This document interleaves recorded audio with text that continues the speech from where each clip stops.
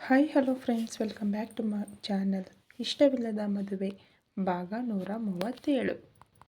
Lunch ಬ್ರೇಕಿಗಿಂತ ಅರ್ಧ ಗಂಟೆಯ ಮೊದಲೇ ಮೂವರು ಗೆಳೆಯರು ಅಂಜಲಿ ಯಾವಾಗಲೂ ಕೂರುವ ಸ್ವಿಮ್ಮಿಂಗ್ ಪೂಲ್ ಬೆಂಚಲ್ಲಿ ಕುಳಿತಿದ್ದರು.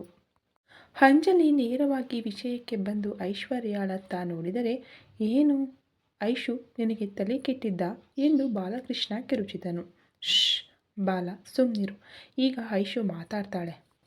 ಐಶು, ನಿನಗೆ ಗೊತ್ತು ಚರಣ್ ನನಗೇನು ಅಲ್ಲ, ಒಂದೊಮ್ಮೆ ಗೆಳೆಯ ಅಷ್ಟೆ. ಇದಿಷ್ಟನ್ನೇ ನಿನ್ನ ತಲೆಯಲ್ಲಿಟ್ಟುಕೊಂಡು ನನ್ನ ಬಗ್ಗೆ ಬೇರೇನೋ ಯೋಚಿಸದೆ ನಿನ್ನ ಲವ್ ಸ್ಟೋರಿ ಹೇಳು ಎಂದು ಗಂಭೀರವಾಗಿ ಹೇಳಿದ ಅಂಜಲಿಯನ್ನು ನೋಡಿದ ಐಶ್ವರ್ಯ ತುಸು ಆತಂಕದಲ್ಲಿ ಹುಗುಳು ನುಗ್ಗಿದಳು. ಐಶು, ಹೀಗೆ ಸುಮ್ಮನೆ ಕೂತ್ಕೊಳ್ಳೋಕೆ ನಾವೇನು ಪಾರ್ಕಿಗೆ ಬಂದಿಲ್ಲ, ಟೈಮ್ ಇಲ್ಲ, ಊಟ ಮಾಡಿ, ನನಗೆ ಜೀವ ಬಳಿ ಕೆಲಸ ಇದೆ ಅಂದಳು. ಹೌದು, ಅಂಜುಗೆ ಕಿಚನ್ನಲ್ಲಿ ಕೆಲಸವಿದೆ. ಸೊ ಮೇಡಮ್ ಪ್ಲೀಸ್ ನಿಮ್ಮ ಸ್ಟೋರಿ ಶುರು ಮಾಡಿ ಎಂದ ಬಾಲಕೃಷ್ಣನತ್ತ ದುರುಗುಟ್ಟಿ ನೋಡಿದ ಐಶ್ವರ್ಯ, ಸ್ಟೋರಿ ಹೇಳು ಅಂದರೆ ಏನಂತ ಹೇಳಲಿ, ನಾನೇ ಕನ್ಫ್ಯೂಸ್ ಆಗಿದ್ದೀನಿ ಅಂತ ಮುಖ ಊದಿಸಿಕೊಂಡು ಹೇಳಿದಳು. ಮತ್ತೆ ನಾನು ಚರಣ್ ಪ್ರಪೋಸಲ್ಗೆ ಓಕೆ ಹೇಳಿದೆ ಎಂದು ನನ್ನ ಬಳಿ ಹೇಳಿದ್ದು ಅಂತ ಅಂಜಲಿಯ ಅನುಮಾನದ ನೋಟಕ್ಕೆ ತಲೆ ತಗ್ಗಿಸಿದ ಐಶ್ವರ್ಯ, ಓಕೆ ಎಂದು ನಿಟ್ಟುಸಿರು ಹೊರಚೆಲ್ಲಿ, ಅಂಜು, ನೀನು ಪ್ಯಾರಿಸಿಗೆ ಹೋದ 4 ದಿನಗಳ ಬಳಿಕ ನನಗೆ ಇಂಟರ್ನ್ಯಾಷನಲ್ ನಂಬರ್ನಿಂದ ಕರೆ ಬಂದಿತ್ತು. ಹೀಗೆಲ್ಲ ಫೇಕ್ ಕಾಲ್ ಜೊತೆ ಕಾಲ್ ರಿಸೀವ್ ಮಾಡಿದರೆ ಫೋನ್ ಹ್ಯಾಕ್ ಮಾಡ್ತಾರೆ ಅಂತೆಲ್ಲ ಹೇಳಿದ್ರಲ್ವಾ. ಸೊ ನಾನು ಹಾಗೆ ಇದೇನೋ ಹ್ಯಾಕರ್ ಕಾಲ್ ಎಂದುಕೊಂಡು ಸುಮ್ಮನಿದ್ದೆ.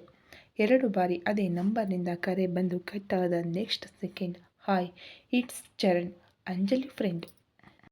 ಅಂಜಲಿ ಈಗ ಪ್ಯಾರಿಸಲ್ಲಿ ಇದ್ದಾಳೆ ನನ್ನ ಜೊತೆ. ನಿಮ್ಮ ಬಳಿ ಸ್ವಲ್ಪ ನನ್ನ ಗೆಳತಿಯ ಪರವಾಗಿ ಮಾತನಾಡಬೇಕಾಗಿತ್ತು. ಸೊ ಪ್ಲೀಸ್ ಕಾಲ್ ಪಿಕ್ ಮಾಡಿ ಅಂತ ಮೆಸೇಜ್ ಬಂತು. ಆ ಮೆಸೇಜ್ ಓದಿ ಮುಗಿಸಿದ ಕೂಡಲೇ ಚರಣ್ ಕಾಲ್ ಬಂದಿತ್ತು. ಕಾಲ್ ಪಿಕ್ ಮಾಡಿದೆ. ಆಗ ಸುತ್ತಿ ಬಳಸದೆ ಚರಣ್ ನೇರವಾಗಿ ನಿನ್ನ ಬಗ್ಗೆ ಹೇಳೋಕ್ಕೆ ಶುರು ಮಾಡಿದರು.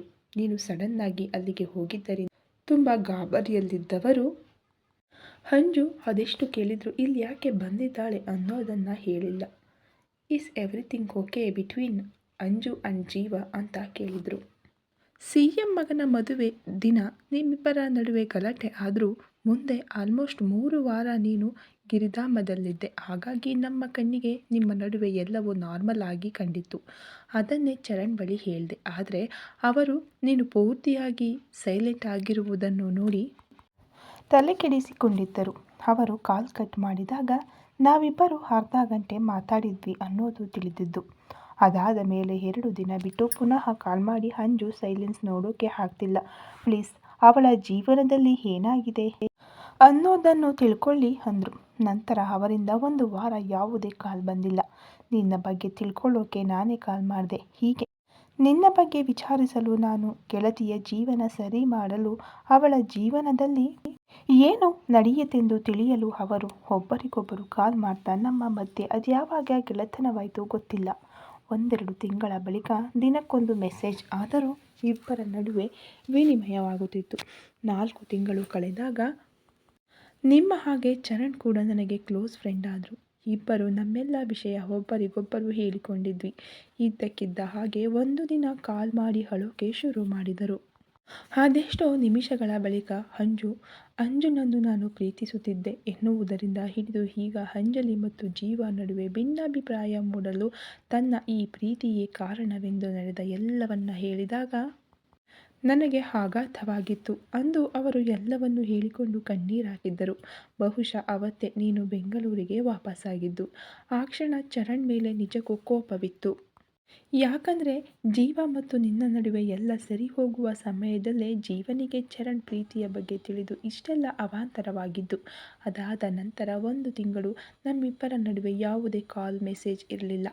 ಅದೊಂದು ದಿನ ನಿನ್ನ ಜೊತೆ ಮಾತನಾಡಿ ನನ್ನ ಕ್ಯಾಬಿನಿಗೆ ಬಂದಾಗ ಚರಣ್ ಕಾಲ್ ಬರ್ತಿತ್ತು. ಒಮ್ಮೆ ರಿಸೀವ್ ಮಾಡುವುದು ಬೇಡವೆಂದು ಕೊಂಡವಳಿಗೆ ಅದೇನಾಯಿತೋ ಗೊತ್ತಿಲ್ಲ, ಕಾಲ್ ಪಿಕ್ ಮಾಡಿದೆ. ಏನು ಮೇಡಮ್, ಈ ಬಡಪಾಯಿ ಸ್ನೇಹಿತನನ್ನು ಮರೆತು ಬಿಟ್ರಾ ಹೇಗೆ ಎಂದು ಮಾತು ಶುರು ಮಾಡಿದರು. ಆಲ್ಮೋಸ್ಟ್ 10 ನಿಮಿಷ ಮಾತಾಡಿದೆವು. ಆಮೇಲೆ ಚರಣ್ ನಿನ್ನ ಹೆಸರು ಹೇಳಿದ ಕೂಡಲೇ ಇನ್ನೊಮ್ಮೆ ಅಂಜುನನ್ನು ವಿಚಾರಿಸಲು ನನಗೆ ಕಾಲ್ ಮಾಡಬೇಡಿ ಎಂದು ನಿಷ್ಠುರವಾಗಿ ಅವರಿಗೆ ಬೈದು ಕಾಲ್ ಕಟ್ ಮಾಡಿದ್ದೆ. 2 ದಿನ ಕಳೆದ ಮೇಲೆ ನಾನು ಅವರ ಬಳಿ ಅಷ್ಟೊಂದು ರೂಡಾಗಿ ಮಾತಾಡಬಾರ್ದಿತ್ತು ಅಂತನ್ನಿಸಿದಾಗ ಅವರಿಗೆ ಸಾರಿ ಕೇಳೋಕ್ಕೆ ಕಾಲ್ ಮಾಡಿದರೆ ನನ್ನ ಕರೆಗೆ ಕಾಯುತ್ತಿದ್ದರೇನೋ ಎನ್ನುವಂತೆ ನನ್ನ ಬಳಿ ಕ್ಷಮೆ ಕೇಳಿ ಆವತ್ತು ತುಂಬ ಮಾತನಾಡಿದೆವು. ದಿನ ಕಳೆದಂತೆ ಆ ಸ್ನೇಹ ಪುನಃ ಗಟ್ಟಿಯಾಗಿ ಅದ್ಯಾವಾಗ ನಮಗೆ ತಿಳಿಯದೆ ನಾವು ಒಬ್ಬರಿಗೊಬ್ಬರು ಇಂಪಾರ್ಟೆಂಟ್ ಆಗಿಬಿಟ್ಟೆವೋ ಗೊತ್ತಿಲ್ಲ. ಲಾಸ್ಟ್ ವೀಕ್ ಅವರು ಪ್ರಪೋಸ್ ಮಾಡಿದಾಗ ನಾನು ಹೇಳಿದ ಮೊದಲ ಮಾತು, ನಾನು ಅಂಜು ಬೆಸ್ಟ್ ಫ್ರೆಂಡ್, ಸೊ ಐಶ್ವರ್ಯಾಳನ್ನು ಮದುವೆ ಆದರೆ ಅಂಜಲಿ ಬಗ್ಗೆ ಎಲ್ಲ ತಿಳಿಯುತ್ತದೆ ಎನ್ನುವ ಚೀಪ್ ಮೆಂಟಾಲಿಟಿ ಇಟ್ಕೊಂಡು ನೀವು ಲವ್ ಪ್ರಪೋಸ್ ಮಾಡಿದರೆ ಇಂತಹ ಪ್ರೀತಿ ನನಗೆ ಬೇಡವೆಂದೆ. ಆಮೇಲೆ 3 ದಿನ ಬಿಟ್ಟು ಪುನಃ ಕಾಲ್ ಮಾಡಿದವರು, ನಿಮ್ಮ ಫ್ರೆಂಡ್ ಅಂಜಲಿ ನನ್ನ ಜೀವನದಲ್ಲಿ ಮುಗಿದು ಹೋದ ಅಧ್ಯಾಯ. ನಾನು ಹೇಳ್ತಿರೋದು ನನ್ನ ಫ್ಯೂಚರ್. ಆ ಫ್ಯೂಚರಲ್ಲಿ ನೀವು ಮಾತ್ರ ನನಗೆ ನನ್ನ ಗೆಳತಿ, ಪ್ರೀತಿ, ಹೆಂಡತಿಯಾಗಿ ಬೇಕು. ಚೆನ್ನಾಗಿ ಯೋಚನೆ ಮಾಡಿ ನಿಮ್ಮ ನಿರ್ಧಾರ ಹೇಳಿ ಅಂದರು. ಇದಿಷ್ಟೇ ನಡೆದಿದ್ದು ಅಂತ ಮಾತು ಮುಗಿಸಿ ತನ್ನ ಮಾತಿಗೆ ಕಿವಿಯಾಗಿದ್ದ ಇಬ್ಬರತ್ತಲೂ ನೋಡಿದಳು. ಅಂಜು, ನಿನ್ನ ಒಪಿನಿಯನ್ ಏನು?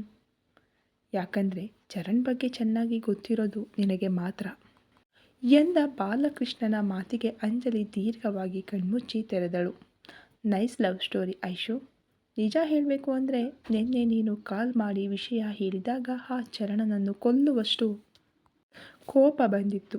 ಈ ವಿಷಯ ಜೀವ ಬಳಿ ಹೇಳಿದಾಗ ಅದೆಷ್ಟು ಚೆನ್ನಾಗಿ ನನ್ನಲ್ಲಿದ್ದ ತಪ್ಪು ಕಲ್ಪನೆ ದೂರ ಮಾಡ್ದ ಗೊತ್ತಾ ಅಂತ ತನ್ನ ಗಂಡ ಹೇಳಿದ ಮಾತನ್ನು ಅವರಿಬ್ಬರಿಗೂ ತಿಳಿಸಿದಾಗ ಇಬ್ಬರಿಗೂ ಆಶ್ಚರ್ಯವಾಗಿತ್ತು. ನನ್ನ ಗಂಡ ಹೇಳ್ದಾಗೆ ಐಶು ಮತ್ತು ಚರಣ್ ಒಂದಾಗಲು ನಾನೇ ಸೇತುವೆಯಾಗಿಬಿಟ್ಟೆ. ಸೊ ನನ್ನ ಪ್ರಕಾರ ಐಶು ಡಿಸಿಷನ್ ಫೈನಲ್.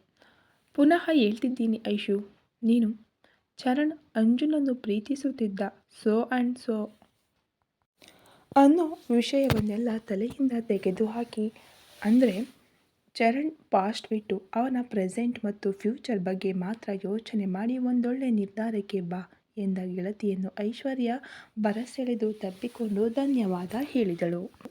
ಅವಳ ಬೆನ್ನು ಸವರುತ್ತಾ, ಹ್ಯಾಪಿ ಫಾರ್ ಯು ಐಶು.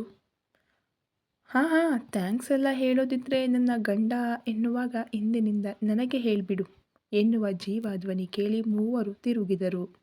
ನಗುತ್ತಾ ನಿಂತಿರುವ ತನ್ನವನನ್ನು ನೋಡಿದ ಅಂಜಲಿ ಗೆಳತಿಯನ್ನು ಬಿಟ್ಟು ಅವನ ಬಳಿ ಹೋದಳು. ಜೀವ, ನೀನಿಲ್ಲಿ? 3 ಜನ ಇಲ್ಲೇ ಇದ್ದೀವಿ, ಕೆಲಸದ ಕಡೆ ಏನಾಯಿತು ಎನ್ನುವ ತುಸು ಭಯದಲ್ಲಿ ಕೇಳಿದರೆ ಅವಳನ್ನು ಬಳಸುತ್ತಾ, ವೈಫಿ, ಇಟ್ಸ್ ಲಂಚ್ ಟೈಮ್, ನೀನಿಲ್ಲದೆ ಊಟ ಮಾಡ್ತೀನ ನಾನು? ತ್ರಿಮೂರ್ತಿಗಳು ಲಂಚ್ ರೂಮಿನಲ್ಲಿರಲಿಲ್ಲ. ಸೊ ನಿನ್ನೆ ನೀನು ಹೇಳಿದ ಮಾತು ನೆನಪಾಗಿ ನಿನ್ನ ಅಡ್ಡ ಇದೆ ಅಲ್ವಾ, ಇಲ್ಲಿಗೆ ಬಂದೆ. ಮೈ ಗೆಸ್ ವಾಸ್ ಕರೆಕ್ಟ್ ಅಂತ ತನ್ನವಳನ್ನು ನೋಡಿ ಕಣ್ಣು ಮಿಟುಕಿಸಿದನು. ಸರ್, ಅಡ್ಡ ಅಂದರೆ ಅಂಜು ಇಲ್ಲೇ ಇರ್ತಾಳೆ ಅಂತ ನಿಮಗೆ ಹೇಗೆ ಗೊತ್ತಾಯಿತು ಎಂದು ಬಾಲಕೃಷ್ಣ ಕುತೂಹಲದಿಂದ ಕೇಳಿದ. ಅದಾ ದೊಡ್ಡ ಸ್ಟೋರಿ, ಚಿಕ್ಕದಾಗಿ ಹೇಳ್ತೀನಿ. ಇದು ನಿಮ್ಮ ಅಂಜುನ ಫೇವ್ರೆಟ್ ಸ್ಪಾಟ್. ಅವಳಿಗೆ ನೋವಾದರೂ ಖುಷಿಯಾದರೂ ಇಲ್ಲಿ ಬಂದು ಒಂದು ಅರ್ಧ ಗಂಟೆ ನಿಂತರೆ ಅವಳ ಮೂಡ್ ಸರಿಯಾಗುತ್ತೆ. ಸೊ ಇದೆಲ್ಲ ಗೊತ್ತಿದ್ದ ನನಗೆ ಈ ಅಂಜು ಮೇಲೆ ಲವ್ ಅಟ್ ಫಸ್ಟ್ ಸೈಟ್ ಅಂತಾರಲ್ಲ, ಅದು ಆಗಿದ್ದು ಇಲ್ಲೇ. ಅಲ್ಲದೆ ಪೂರ್ತಿ ಗಿರಿಧಾಮದ ತುಂಬ ನಮ್ಮ ಜನಗಳ ನೆನಪು ತುಂಬಿದ್ದರೆ ಈ ಸ್ವಿಮ್ಮಿಂಗ್ ಪೂಲ್ ಬಳಿ ಮಾತ್ರ ನಮ್ಮ ಪ್ರೀತಿ ಹಾಗೂ ರೊಮ್ಯಾನ್ಸ್ ಮಾಡಿರೋ ಮೆಮೊರೀಸ್ ಇರೋದು ಅಂತ ಗೆಳೆಯರೆದುರು ಹಾಗೆಲ್ಲ ಹೇಳಿದ್ದಕ್ಕೆ ನಾಚಿಕೊಂಡ ಅಂಜಲಿ ಊಸಿ ಮುನಿಸಿನಿಂದ ತನ್ನವನ ಹೊಟ್ಟೆಗೆ ನಿಧಾನಕ್ಕೆ ತಿವಿದರೆ ಅವನು ಹೌಚ್ ಎನ್ನುತ್ತಾ ಹೊಟ್ಟೆ ಸವರಿಕೊಂಡನು. ಇಬ್ಬರು ತಮ್ಮನ್ನೇ ಕಣ್ಣರಳಿಸಿ ನೋಡುವುದನ್ನು ಗಮನಿಸಿದ ಜೀವ, ಸೊ ಗೈಸ್, 5 ನಿಮಿಷ ನಮ್ಮಿಬ್ಬರಿಗೂ ಪ್ರೈವಸಿ ಕೊಡ್ತೀರಾ? ಈ ಪ್ಲೇಸಲ್ಲಿ ಇನ್ನೊಂದಿಷ್ಟು ಸ್ವೀಟ್ ಮೆಮೊರೀಸ್ ನನ್ನ ಹೆಂಡತಿ ಜೊತೆ ಕ್ರಿಯೇಟ್ ಮಾಡೋಣ ಅಂತ. ಐ ಹೋಪ್ ಯು ಅಂಡರ್ಸ್ಟ್ಯಾಂಡ್ ಅನ್ನುತ್ತಾ ಕಿರು ನಕ್ಕರೆ ಅವರಿಬ್ಬರು ಆಮೇಲೆ ಸಿಗ್ತೀವಿ ಅಂಜು ಎನ್ನುತ್ತಾ ಅಲ್ಲಿಂದ ಹೋದರೆ ಅಂಜಲಿ ಗಂಡನನ್ನು ದುರುಗುಟ್ಟಿಕೊಂಡು ನೋಡುತ್ತಿದ್ದಳು. ಹೀಗೇನೆ ನೋಡ್ತಾ ಇರು, ಕಚ್ಚಿ ತಿಂದು ಬಿಡ್ತೀನಿ ಅನ್ನುತ್ತಾ ಅವಳ ಕೆನ್ನೆಯನ್ನು ಲಘುವಾಗಿ ಕಚ್ಚಿದಾಗ ಹೌಚ್ ಎನ್ನುತ್ತಾ ನಾಚಿಕೊಂಡು, ಜೀವ, ನಾವು ಗಿರಿಧಾಮದಲ್ಲಿದ್ದೀವಿ ಅಂತ ಸುತ್ತಲೂ ನೋಡುತ್ತಾ ಗದರಿದರೆ ಅವಳದರಕ್ಕೆ ಪುಟ್ಟ ಮುತ್ತಿಟ್ಟನು. ವೈಫಿ, ನಿನ್ನ ಕಣ್ಣಿಗೂ ನಿನ್ನ ಮಾತಿಗೂ ಸಂಬಂಧವೇ ಇಲ್ಲ. ಕಣ್ಣು ಇದೆಲ್ಲವನ್ನು ಒಪ್ಪಿಕೊಂಡು ಪ್ರೀತಿ ತೋರಿದರೆ ಆ ತುಟಿ ಮಾಡೋ ಮುಖ್ಯವಾದ ಕೆಲಸ ಬಿಟ್ಟು 24 ಗಂಟೆ ಬಡ್ಕೊಳ್ತಾ ಇರುತ್ತೆ ಎಂದು ಉಸಿ ಮುನಿಸು ತೋರಿದ ಗಂಡನನ್ನು ಬಳಸಿದಳು. ಸರ್ ನಾವು ಇರೋದು ಓಪನ್ ಪ್ಲೇಸ್ ಅಲ್ಲಿ. ಜವಾಬ್ದಾರಿ ಇರೋ ನಾವೇ ಇಲ್ಲಿ ಲವ್ವಿ ಡವ್ವಿ ಮಾಡ್ತಾ ಇದ್ರೆ ನಮ್ಮ ಗಿರಿಧಾಮದಲ್ಲಿ ಗೆಸ್ಟ್ ಬಿಟ್ಟು ವರ್ಕರ್ಸಲ್ಲಿ ಅದೆಷ್ಟು ಜನ ಲವ್ವರ್ಸ್ ಇದ್ದಾರೋ ಏನೋ. ಆಮೇಲೆ ಅವರೆಲ್ಲ ನಮ್ಮನ್ನು ನೋಡಿ ಕೆಲಸ ಮರೆತು ಲವ್ ಮಾಡ್ತಾ ಇದ್ರೆ ಕಷ್ಟ. ನನಗೆ ಗಿರಿಧಾಮ ಆ್ಯಸ್ ಎ ರೆಸಾರ್ಟ್ ಆಗಿ ಮಾತ್ರ ಬೇಕು, ಲವ್ವರ್ಸ್ ಪಾರ್ಕ್ ಆಗೋದು ಇಷ್ಟವಿಲ್ಲ ಅಂತ ಅವನ ಹೊಟ್ಟೆಗೆ ನಿಧಾನವಾಗಿ ತಿವಿದು ದೂರ ಸರಿದಳು. ಅಮ್ಮ ರಾಕ್ಷಸಿ, ನಿನಗೆ ನೋವು ಮಾಡದೆ ಮಾತಾಡೋಕೆ ಬರಲ್ವಾ? ನಿನ್ನೆ ಕೆನ್ನೆ ಆಯಿತು, ಇವತ್ತು ನನ್ನ ಹೊಟ್ಟೆ ಅನ್ನುತ್ತಾ ನೋವಾದಂತೆ ನಾಟಕವಾಡಿದವನನ್ನು ನೋಡಿ ಅಂಜಲಿ ಮನಸ್ಸಾರೆ ನಕ್ಕಳು. ಜೀವ ಈಗಷ್ಟೇ ಐಶು ಮತ್ತು ಬಾಲ ಬಳಿ ಈ ಸ್ವಿಮ್ಮಿಂಗ್ ಪೂಲ್ ಬಳಿ ನನ್ಮೇಲೆ ಲವ್ ಅಟ್ ಫಸ್ಟ್ ಸೈಟ್ ಆಯಿತು ಅಂದ್ಯಲ್ಲ, ಹೇಗೆ ಎಂದು ಕುತೂಹಲದಲ್ಲಿ ಕೇಳಿದವಳ ಭುಜದ ಮೇಲೆ ಕೈ ಇಟ್ಟವನು, ಅದೆಲ್ಲ ಹೇಳಬೇಕು ಅಂದರೆ ನೀನು ಸೀರೆ ಉಡಬೇಕು ವೈಫಿ. ಒಂದಿನ ಸೀರೆ ಉಟ್ಕೊಂಡು ಬಂದು ಕೇಳು, ಅದೇ ಸೀನ್ ರೀಕ್ರಿಯೇಟ್ ಮಾಡಿ ನಿನ್ನ ಮೇಲೆ ಆಗಿರೋ ಲವ್ ಅಟ್ ಫಸ್ಟ್ ಸೈಟ್ ಕತೆ ಹೇಳ್ತೀನಿ ಎಂದ. ಸೀರೆನೇ ಉಡ್ತಿದ್ದೆ, ಆದರೆ ನೀನೇ ತಾನೇ ಸೀರೆ ಬೇಡ ಯೂನಿಫಾರ್ಮ್ ಅಂದ್ಕೊಂಡು ಈ ಚೆಫ್ ಕೋಟ್ ಹಾಕ್ಸಿದ್ದು ಅಂತ ಮುಖ ಊದಿಸಿದಳು. ನಿನ್ನ ಕಿಚನ್ ಸ್ಟಾಫ್ ಸರಿಯಿಲ್ಲ ವೈಫಿ, ಅದಕ್ಕೆ ನಿನಗೆ ಸೀರೆಯ ಬದಲಿಗೆ ಚೆಫ್ ಕೋಟ್ ಹಾಕ್ಸಿದ್ದು ಅನ್ನುತ್ತಾ ಜೀವ ಅಲ್ಲೇ ಇದ್ದ ಸ್ವಿಮ್ಮಿಂಗ್ ಪೂಲ್ ಚೇರಲ್ಲಿ ಕುಳಿತನು. ಪಟ್ಟನೆ ಅವನೆದುರು ಹೋಗಿ ನಿಂತ ಅಂಜಲಿ, ವಾಟ್ ಯು ಮೀನ್, ನನ್ನ ಸ್ಟಾಫ್ ಸರಿಯಿಲ್ಲವಾ ಅನ್ನುತ್ತಾ ಸೊಂಟದ ಮೇಲೆ ಕೈಯಿಟ್ಟು ತುಸು ಗಂಭೀರವಾಗಿ ಕೇಳಿದಳು. ನಿಮ್ಮ ಕಿಚನ್ನಲ್ಲಿ ವಿಶ್ಲೇಷಣ್ ಅನ್ನೋ ಚೆಫ್ ಇದ್ದಾನಲ್ಲ, ನೀನು ಸೀರೆ ಹಾಕಿ ಬಂದ ದಿನವೆಲ್ಲ ನಿನ್ನ ಸೊಂಟಕ್ಕೆ ದೃಷ್ಟಿಯಾಗುವವರೆಗೂ ಅದನ್ನೇ ದುರುಗುಟ್ಟಿ ನೋಡೋನು. ನೀನು ಅಡುಗೆ ಮಾಡುವಾಗ ಸೀರೆ ಸರಿದು ಹೋಗೋದು ನಿನಗೆ ಗೊತ್ತಾಗ್ತಿರ್ಲಿಲ್ಲ. ಸೊ ನಿಮಿಷಕ್ಕೆ 10 ಬಾರಿ ನೋಡ್ತಿದ್ದ. ಒಂದಿನ ನಿನ್ನನ್ನು ತುಂಬ ಮಿಸ್ ಮಾಡ್ತಿದ್ದೆ. ಆಗ ಕಿಚನ್ ಕ್ಯಾಮರಾ ನೋಡೋವಾಗ ಇದೆಲ್ಲ ನೋಡಿದೆ. ಆಗಿನ್ನೂ ನಮ್ಮ ಮದುವೆ ಆಗಿರಲಿಲ್ಲ ವೈಫಿ, ಬಟ್ ಹಾಳಾದ ಹಾಟಲ್ಲಿ ಲೈಟಾಗಿ ನಿನ್ನ ಮೇಲೆ ಫೀಲಿಂಗ್ಸ್ ಶುರುವಾಗಿತ್ತು. ಅಲ್ಲದೆ ನೀನೇ ನನ್ನ ಹೆಂಡತಿ ಅನ್ನೋದು ಬೇರೆ ಫ್ಯಾಮಿಲಿಯವರು ಫಿಕ್ಸ್ ಮಾಡಿದ್ರಾ? ಆ ಜೆಲಸ್ ಫೀಲ್ ಅದೆಲ್ಲಿತ್ತೋ ಗೊತ್ತಿಲ್ಲ. ತಕ್ಷಣ ನಿನ್ನ ಸೀರೆ ಹೋಗಿ ಯೂನಿಫಾರ್ಮ್ ಬಂತು ಅನ್ನುತ್ತಾ ನಸುನಗುತ್ತಾ ಹೇಳಿದರೆ, ಆಗಲೇ ಅವನಿಗೆ ತನ್ನ ಮೇಲಿದ್ದ ಭಾವನೆಗಳನ್ನು ನೆನೆದು ಅವಳ ಮನ ಹರ್ಷಿಸಿತ್ತು. ನೀನೀಗ ಹೇಳ್ತಿರೋದೆಲ್ಲ ಕೇಳಿ ಅದೆಷ್ಟು ಖುಷಿಯಾಗ್ತಿದೆ ಅಂದರೆ, ಈ ಖುಷಿಗೆ ನಾವಿಬ್ಬರೇ ಇದ್ದಿದ್ರೆ ಏನೋ ಸ್ಪೆಷಲ್ ಆದ ಗಿಫ್ಟ್ ಕೊಡ್ತಿದ್ದೆ. ಬಟ್ ನಿನ್ನ ಬ್ಯಾಡ್ ಲಕ್, ಈ ಓಪನ್ ಪ್ಲೇಸಲ್ಲಿದ್ದೀವಿ. ಎಂಥವಳನ್ನೋ ದಿಟ್ಟಿಸಿ ಮುಗುಳ್ನಗುತ್ತಾ ಮೊಬೈಲ್ ತೆಗೆದು ನಂಬರ್ ಡಯಲ್ ಮಾಡಿ ಕಿವಿಗೆ ಇಟ್ಟವನು ಅತ್ತ ಕಡೆಯಿಂದ ಕಾಲ್ ರಿಸೀವ್ ಆದ ಕೂಡಲೇ, ಬಾಲ, ನನಗೂ ನನ್ನ ಹೆಂಡತಿಗೂ ಊಟ ನನ್ನ ಕ್ಯಾಬಿನ್ನಿಗೆ ಕಳುಹಿಸು. ಹಾಂ, ಊಟ ತರೋರಿಗೆ ಡೋರ್ ನಾಕ್ ಮಾಡಿ ನನ್ನ ಕ್ಯಾಬಿನ್ ಒಳಗಡೆ ಬರೋದಕ್ಕೆ ಹೇಳು ಅನ್ನುತ್ತಾ ಕಾಲ್ ಕಟ್ ಮಾಡಿ ತನ್ನನ್ನೇ ಬೆರಗು ಕಂಗಳಿಂದ ನೋಡುತ್ತಿರುವವಳ ಕೈಗೆ ಜೀವ ತನ್ನ ಕೈ ಬೆಸೆದನು. ಸೊ ವೈಫಿ, ಈಗ ನನಗೆ ನಿನ್ನ ಆ ಸ್ಪೆಷಲ್ ಆದ ಗಿಫ್ಟ್ ಬೇಕೆಂದು ಕಣ್ಣು ಮಿಟಕಿಸಿದವನನ್ನು ನೋಡಿ ಹೀಡಿಯಟ್ ಎನ್ನುತ್ತಾ ಅವನ ಜೊತೆ ಕ್ಯಾಬಿನ್ನತ್ತ ಹೆಜ್ಜೆ ಹಾಕಿದಳು. ಕ್ಯಾಬಿನ್ ಡೋರ್ ಕ್ಲೋಸ್ ಮಾಡಿದವನು ತನ್ನವಳನ್ನು ಅದೇ ಬಾಗಿಲಿಗೆ ಹೊರಗಿಸಿ, so wifey, I badly need my gift ಅನ್ನುತ್ತಾ ಹೆಂಡತಿಗೆ ಅಂಟಿಕೊಂಡು ನಿಂತನು. ಯೋ ಹೋಗೋ, ನಾನು ಹೇಳಿದ್ದು ಈ ಗಿಫ್ಟ್ ಅಲ್ಲ, ಸುಳ್ಳೇ ಸುಳ್ಳು ಎನ್ನುತ್ತಾ ಕೋಪ ತೋರಿದರೆ ಅವಳ ಮೊಗವನ್ನು ತನ್ನೆಡೆಗೆ ತಿರುಗಿಸಿ, ಆಗ್ಲೇ ಹೇಳದೆ ಕಣ್ಣಿನಲ್ಲಿರೋ ಭಾವನೆಗೂ ತುಟಿಯಲ್ಲಿನ ಮಾತಿಗೂ ಅಂತ ಮುಂದಿನ ಮಾತುಗಳನ್ನು ಆಡದಂತೆ ಅಂಜಲಿ ಜೀವ ಅದರಗಳನ್ನು ಬಂಧಿಸಿದಳು. ತನ್ನವಳು ನೀಡುತ್ತಿರುವ ಸಿಹಿಯನ್ನು ಆಸ್ವಾದಿಸುತ್ತಾ ಅವಳಿಗೆ ಸಹಕರಿಸಿದವನು ಈ ಬಾರಿ ಅವನೇ ಮೊದಲಾಗಿ ಸೋತು ಅವಳಿಂದ ದೂರ ಸರಿದಿದ್ದನು. ಕಣ್ಮುಚ್ಚಿ ನಿಂತಿರುವ ಹೆಂಡತಿಯನ್ನು ಬರಸೆಳೆದು ತಬ್ಬಿಕೊಂಡು, love you wifey, you are best ಅನ್ನುತ್ತಾ ಅವಳ ಹಣೆಗೆ ಮುತ್ತಿಟ್ಟನು. ಇಬ್ಬರನ್ನು ದೂರ ಸರಿಸಿದ್ದು ಬಾಗಿಲ ಮೇಲೆ ಆದ ನಾಕ್ ಜೊತೆ ಸರ್ ಊಟ ಎನ್ನುವ ಧ್ವನಿ. ಕೂಡಲೇ ಅಂಜಲಿ ಕ್ಯಾಬಿನ್ ಒಳಗಡೆ ಕೋಣೆ ಸೇರಿದರೆ ಜೀವ ಬಾಗಿಲು ತೆರೆದು ಊಟ ತೆಗೆದುಕೊಂಡನು. ಊಟ ಟೇಬಲ್ ಮೇಲಿಟ್ಟು ಲಂಚ್ ಬ್ರೇಕ್ ಆದ ಕಾರಣ ಪುನಃ ಕ್ಯಾಬಿನ್ ಡೋರ್ ಲಾಕ್ ಮಾಡಿ ಹೆಂಡತಿ ಇದ್ದ ಕೋಣೆಯತ್ತ ನಡೆದನು. ಇಬ್ಬರ ಮಾತಿನ ನಡುವೆ ಊಟ ಸಾಗಿತ್ತು. ಊಟ ಮುಗಿಸಿ ಅಂಜಲಿ ಎಲ್ಲ ಎತ್ತಿಟ್ಟರೆ ಜೀವ ಅಲ್ಲೇ ಇರುವ ಮಂಚದ ಮೇಲೆ ಅಡ್ಡಾಗಿದ್ದನು. ಜೀವ, ಹೇಳು, ಊಟ ಮಾಡಿದ ಕೂಡಲೇ ಮಲಗಬಾರದಂತೆ, ಸ್ವಲ್ಪ ಕೂತ್ಕೋ ಅನ್ನುತ್ತಾ ಅವನನ್ನು ಕೂರಿಸಿ, ಸ್ವಿಮ್ಮಿಂಗ್ ಪೂಲ್ ಬಳಿ ನನ್ಮೇಲೆ ಲವ್ ಅಟ್ ಫಸ್ಟ್ ಸೈಟ್ ಆದ ಸ್ಟೋರಿ ಹೇಳು ಪ್ಲೀಸ್. ಎಂದು ಕೇಳಿದ ಕೂಡಲೇ ಅಂಜಲಿಯನ್ನು ತನ್ನ ಪಕ್ಕ ಕೂರಿಸಿಕೊಂಡನು. ಆ ದಿನ ನೀನು ಸ್ವಿಮ್ಮಿಂಗ್ ಪೂಲ್ ಬಳಿ ಏನೋ ಯೋಚನೆ ಮಾಡ್ತಾ ನಿಂತಿದ್ದೆ. ನಾನು ಸಡನ್ನಾಗಿ ಬೊಬ್ಬೆ ಹೊಡೆದದ್ದಕ್ಕೆ ಯಾವುದೋ ಲೋಕದಲ್ಲಿದ್ದ ನೀನು ಬೆಚ್ಚಿ ಸ್ವಿಮ್ಮಿಂಗ್ ಪೂಲ್ ಒಳಗಡೆ ಬಿದ್ದಿದ್ದು. ನಂತರ ಒದ್ದೆಯಾಗಿ ನೀನು ಹೊರಗಡೆ ಬಂದಾಗ ಮೊದಲೇ ಸೀರೆ ಬೇರೆ ಉಟ್ಟಿದ್ದೆ. ಒದ್ದೆ ಆದ ಸೀರೆ ಮೈಗಂಟು ಉದರ ಜೊತೆ ಅನ್ನುವಾಗ ಅವನ ಬಾಯಿಯ ಮೇಲೆ ಕೈಯಿಟ್ಟು ಮುಂದೇನೂ ಹೇಳಬೇಡ ಎಂದವಳ ಮೊಗದ ರಂಗು ಬದಲಾಗಿತ್ತು. ವೈಫಿ, ನಾಳೆ ಸೀರೆ ಉಡುತ್ತೀಯಾ? ಫಾರ್ ಮೀ ಹೋಗ್ಲಿ ಅಂದಾಗ ಅವನ ಕಣ್ಣು ಧ್ವನಿಯಲ್ಲಿನ ಕೋರಿಕೆಗೆ ತುಸು ಸೋತರೂ ಕ್ಷಣದಲ್ಲಿ ಆ ವಿಶ್ಲೇಷಣ್ ಪುನಃ ನನ್ನ ಸೊಂಟ ನೋಡಿದರೆ ಅಂತ ಬರುತ್ತಿರುವ ನಗು ತಡೆದು ಕೇಳಿದರೆ ಅವಳ ಕೆಣಕುವ ನೋಟಕ್ಕೆ ನಗು ಬಂದಿತ್ತವನಿಗೆ. ನನ್ನ ಆಡ್ಕೋತಿದ್ದೀಯಾ ವೈಫಿ ಅಂತ ಕಣ್ಣು ಕಿರಿದಾಗಿಸಿದವನನ್ನು ನೋಡಿ ಜೋರಾಗಿ ನಕ್ಕು ಬಿಟ್ಟಳು.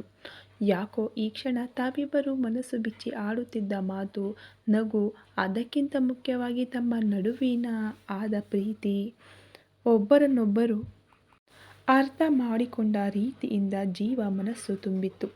ತಾಯಿಯನ್ನು ಕಳೆದುಕೊಂಡ ಬಳಿಕ ಇಂತಹ ಒಂದು ನೆಮ್ಮದಿ ಅವನಿಗೆ ಇದೇ ಮೊದಲು ದೊರಕಿದ್ದು. ಪಕ್ಕದಲ್ಲಿದ್ದ ಹೆಂಡತಿಯನ್ನು ತಬ್ಬಿಕೊಂಡನು. ಐ ಲವ್ ಯು ವೈಫಿ, ಈ ಕ್ಷಣ ತುಂಬ ಖುಷಿಯಾಗ್ತಿದೆ ಎಂದವನ ಕೆನ್ನೆಗೆ ತುಟಿ ಊರಿದಳು. ಹೌದು, ಐಶ್ವರ್ಯ ಏನು ಹೇಳಿತು? ಇಸ್ ಎವ್ರಿಥಿಂಗ್ ಓಕೆ ಅಂತ ಗೆಳತಿಯ ಲವ್ ಸ್ಟೋರಿ ಗಂಡನೆದುರು ಬಿಚ್ಚಿಟ್ಟ ಅಂಜಲಿ, ಅಲ್ಲ ಹಾಗೆಲ್ಲ ಚರಣ್ ಅಂದರೆ ಉರಿದು ಬೀಳ್ತಿದ್ದೆ. ನಿನ್ನೆ ಅದೇಕೆ ಅವನ ಬಗ್ಗೆ ಅಷ್ಟೆಲ್ಲ ಹೇಳಿದ್ದು ನೀನು ಅಂತ ಕುತೂಹಲದಲ್ಲಿ ಕೇಳಿದಳು. ಒಬ್ಬ ಮನುಷ್ಯನನ್ನು ಅವನ ತಪ್ಪಿನಿಂದ ಜಡ್ಜ್ ಮಾಡುವುದು ಬಿಟ್ಟು ಅವನು ಹೇಗೆ, ಎತ್ತ, ಏನು ಅನ್ನೋದು ಯೋಚಿಸಿದರೆ ಅವನೇನು ಅನ್ನೋದು ತಿಳಿಯುತ್ತೆ. ಉದಾಹರಣೆ ನೀನೇ ವೈಫಿ. ಚರಣ್ ನನ್ನನ್ನು ಸ್ನೇಹದ ಮುಖವಾಡ ತೊಟ್ಟು ಪ್ರೀತಿಸಿದ, ನನ್ನ ನಂಬಿಕೆಗೆ ಮೋಸ ಮಾಡಿದ ಅಂದುಕೊಂಡೆಯೇ ಹೊರತು ನಿನ್ನ ಜೀವನದಲ್ಲಿ ಅವನೊಬ್ಬ ಗೆಳೆಯನಾಗಿ ಹೇಗೆ, ಏನು ಅನ್ನುವುದು ನಿನಗೆ ಗೊತ್ತಿದ್ದರೂ ಅದರ ಬಗ್ಗೆ ಯೋಚಿಸಲು ಹೋಗಲೇ ಇಲ್ಲ. ಯಾರೂ ಇಲ್ಲದ ಸಮಯದಲ್ಲಿ ನಿನ್ನ ಗೆಳೆಯನಾಗಿ ನಿನ್ನ ನೆರಳಿನಂತೆ ಜೊತೆಗಿದ್ದವನು ಚರಣ್. ಅವನು ನಿನ್ನನ್ನು ಪ್ರೀತಿಸಿದ್ದು ಸರಿ ಎನ್ನುತ್ತಿಲ್ಲ, ಬಟ್ ಇಂತಹ ಬ್ಯೂಟಿ ವಿತ್ ಬ್ರೈನ್ ಇರೋ ಹುಡುಗಿ ಮೇಲೆ ಯಾರಿಗೆ ಲವ್ ಆಗೋಲ್ಲ ಹೇಳು? ಅದರಲ್ಲೂ ನೀವಿಬ್ಬರು ಜೊತೆಯಲ್ಲೇ ಇದ್ದವರು. It's happens wifey. ಸೊ ನೀನು ಸ್ವಲ್ಪ ಅವನ ಪ್ರೀತಿಯನ್ನು ಬದಿಗಿಟ್ಟು ಕೇವಲ ಅವನ ಸ್ನೇಹದ ಬಗ್ಗೆ ಯೋಚಿಸಿದ್ದರೆ ಚರಣ್ ಏನೆಂದು ನಿನಗೂ ತಿಳಿಯುತ್ತಿತ್ತು. ಇನ್ನು ಐಶ್ವರ್ಯ ಮತ್ತು ಚರಣ್ ವಿಷಯಕ್ಕೆ ಬಂದರೆ ನಮ್ಮೆಲ್ಲರ ಜೀವನದಲ್ಲಿ ತುಂಬ ಕೆಟ್ಟ ಗಳಿಗೆಯೊಂದು ಬರುತ್ತೆ.